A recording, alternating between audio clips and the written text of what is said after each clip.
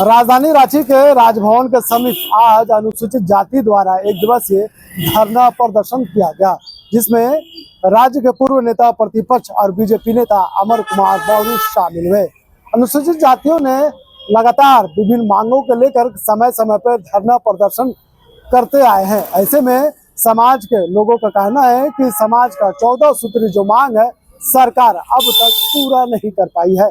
तो इस धरना प्रदर्शन के माध्यम से क्या कुछ कहते हुए नजर आ रहे हैं पूर्व नेता प्रतिपक्ष अमर कुमार बौरी, चलिए हम आपको सुनाते हैं।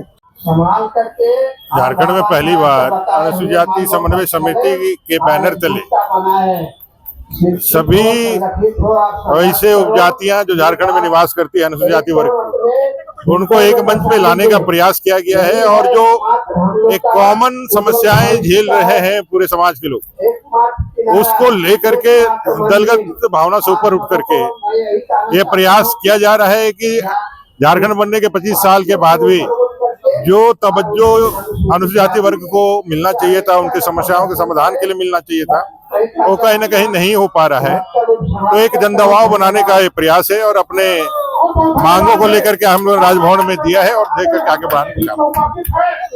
अगर हम बात करें पिछले निर्माण हुआ तब से कई समस्याएं से ये समाज जूझ रहा है, एडमिशन के नाम हो, जाति प्रमाण पत्र की कई ऐसी समस्या जो समाज जूझ रही है, जिसके कारण युवाओं का विकास नहीं हो पा रहा। देखिए, सरकारों ने काम किया है, लेकिन जितना काम करना चाहिए था नहीं किया। कानून बनने के बाद भी सर्टिफिकेशन अभी तक नहीं हो पा रहा है, अनुसूचित जाति वर्ग को सर्टिफिकेट नहीं मिल पा रहा है। आप देखे होंगे कि अनुसूचित जाति आयोग का गठन हो गया है, लेकिन अभी तक अध्यक्ष का नियुक्ति नहीं हो पाया है। रोजगार के अवसर में भी लगातार उनको छला जा रहा है और विशेष करके आप देखेंगे तो जमीन से लेकर के सभी चीजों में कहीं ना कहीं उनको जो स्वाभाविक तरीके से संविधान के तहत जो मिला हुआ है उसको मिलना चाहिए, और नहीं मिल करके उसमें संघर्ष का रास्ता अपनाना पड़ रहा है। ये एक बड़ा समस्या है और इसको लेकर के लोग आगे बढ़ रहे हैं। पिछले बार तो सरकार ने घोषणा की थी कि इन समस्याओं पर तुरंत हल निकाला जाएगा, लेकिन अब तक पिछले 5 साल से ज्यादा हो गए, अभी तक कोई गौर नहीं। उम्मीद करते हैं कि सरकार हल निकाले, उम्मीद ही कर सकते हैं।